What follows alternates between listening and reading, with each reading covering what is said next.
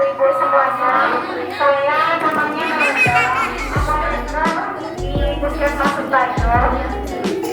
Pada kesempatan kali ini saya ingin membagikan beberapa informasi terkait pengelolaan obat di rumah gitu. Namanya dalam musibu. Jadi pengelolaan obat ini diproses mulai dari kita cara mendapatkannya, kemudian cara menggunakan, cara menyimpan sampai cara membuang obat. Di sini saya punya posternya. Jadi seperti yang sudah saya jelaskan tadi tentang bagus ini cara mendapatkan. Bagaimana ibu-ibu semua mendapatkan obat? Itu bisa obat itu bisa didapatkan di apotek misalnya kan, atau di instalasi farmasi rumah sakit, atau bisa juga di puskesmas, atau bisa di toko obat berizin. Kenapa cara mendapatkan ini penting? Karena kalau kita dapatkan obat ini di tempat yang legal, di tempat yang sudah mendapatkan izin, insya Allah obat-obat yang ibu dapatkan, obat-obat yang diberikan oleh petugas kesehatannya itu adalah obat-obat yang mutu dan khasiat serta keamanannya itu terjamin. Bagaimana kalau tidak berizin? Obat yang tidak berizin itu bisa menyebabkan berbagai macam penyakit yang jika digunakan dalam jangka panjang itu berbahaya untuk kesehatan seperti itu. Nah, sesuai yang saya katakan tadi, cara mendapatkannya bisa di instalasi farmasi rumah sakit, apotek, puskesmas, toko obat berizin gitu ya. Ketika ibu mendapatkan obat, itu biasakan periksa apa nama obat ini. Tanyakan apa gunanya bu. Misalnya nih, obat paracetamol untuk demam misalnya. Lalu periksa tanggal kadaluarsanya. Biasanya periksa tanggal kadaluarsa. Kenapa perlu tanggal kadaluarsa ini diperiksa? Kalau misalnya petugas kesehatannya misalnya hilang, lupa bahwa dalam pengelolaan obatnya itu ternyata obatnya sudah expired ya, sudah kadaluarsa. Nah itu berarti obatnya sudah tidak aman lagi digunakan. Kemudian cara menggunakan obat. Cara menggunakan obat itu sesuai dosis yang dianjurkan oleh petugas kesehatannya. Misalnya 3 kali sehari. 3 kali sehari ibu perhatikan jam mulai minum obatnya. Misalnya pagi ibu minumnya jam 8. Kalau 3 kali sehari berarti 24 dibagi 3 tiap 8 jam. Jika ibu minum obatnya jam 8 pagi, 8 jam berikutnya baru diminum lagi. Jadi bukan berarti pagi siang malam. Kategori paginya itu misalnya jam 8, kategori siangnya itu misalnya jam 12 sudah diminum lagi. Berarti kan itu cuma 4 jam ya. Nah seperti itu. Bagaimana kalau misalnya obat-obat yang harus dihabiskan seperti antibiotik ya ibu-ibu ya. Antibiotik itu kan harus dihabiskan. Jadi kalau ibu-ibu menggunakan antibiotik, kenapa harus dihabiskan?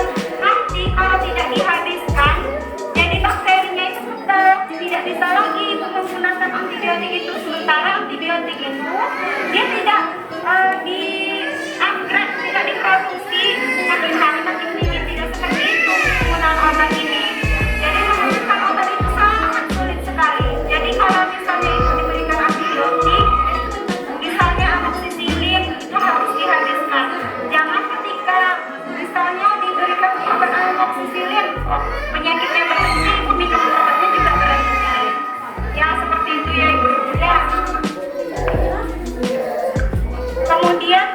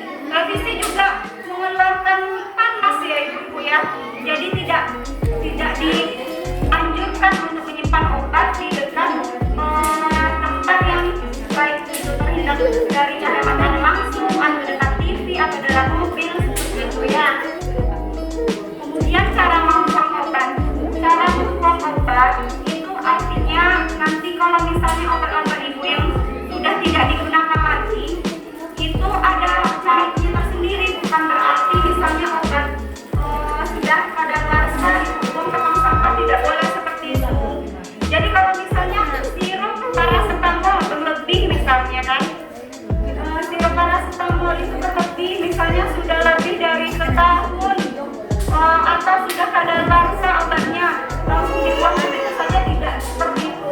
Jadi ibu encerkan dulu, letakkan di bawah keran air seperti itu mengalir, nanti dituang, dikeluarkan dulu isinya, baru nanti botolnya dibuang.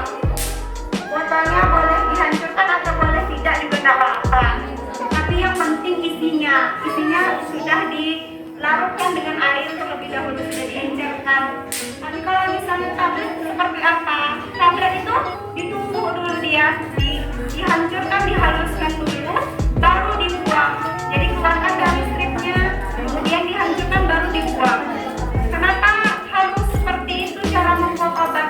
Takutnya nanti ada orang-orang yang tidak bertanggung jawab, dipergunakan kembali, diperjualbelikan lagi seperti itu, atau misalnya datang oleh entah anak, ketika kita buang dekat rumah sembarang seperti itu, dikira mainan atau dikira makanan, bisa jadi tertelan lagi, atau dia bisa juga meresap di tanah,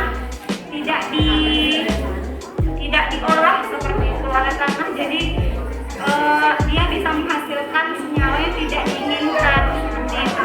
Ya, sampai di sini ada yang mau ditanyakan terkait dagu si Bu ini?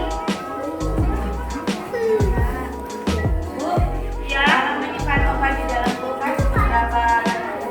Nah, kalau menyimpan obat di dalam kulkas itu boleh, tapi disarankan itu di pintunya. Kalau untuk obat-obatan yang disimpan dalam kulkas itu misalnya dalam bentuk sirup, itu sebenarnya tidak diperkenankan. Kenapa? Karena sirup itu dia mengandung gula. Gula itu nanti dia bisa mengkristal. Jadi totalnya itu dia bisa mengkristal gitu. Jadi kalau untuk obat-obatan sirup, kalau misalnya pun disimpan di dalam kulkas ya tidak lebih dari 3 bulan. Jadi selama 3 bulan itu nggak apa-apa digunakan. Biasanya seperti itu. Kalau sebaiknya memang obat-obatan sirup ini ya sebulan sudah bisa digunakan. Kalau memang lebih dari itu, nanti itu cara mengeceknya stabilitasnya seperti ini. Misalnya baunya berubah atau warnanya sudah berubah, nah itu berarti sudah tidak bagus lagi. Tapi kalau masih baunya masih sama, warnanya masih sama, berarti masih bisa digunakan ya. Kemudian yang kalau penyimpanan dalam kulkas itu ada juga yang misalnya ibu punya menyimpan paracetamol dalam bentuk yang pos itu yang dimasukkan ke dalam dubur. Nah itu kan biasanya ada ibu yang misalnya anaknya sering pinggang gitu kan, pasti selalu nyetok itu karena panas tinggi biasanya pinggangnya. Nah itu bisa disimpan, tapi itu juga nggak usah di freezer Bu, nanti kan agak lama, ketika mau digunakan agak lama nanti mendinginkannya kan, dalam untuk bisa mencapai suhu tubuh nanti dia langsung agak lama seperti itu. Gilmi, bentar lagi nih dulu kasih obat. Ada lagi yang mau ditanyakan? Kita mengerti semua ya, berarti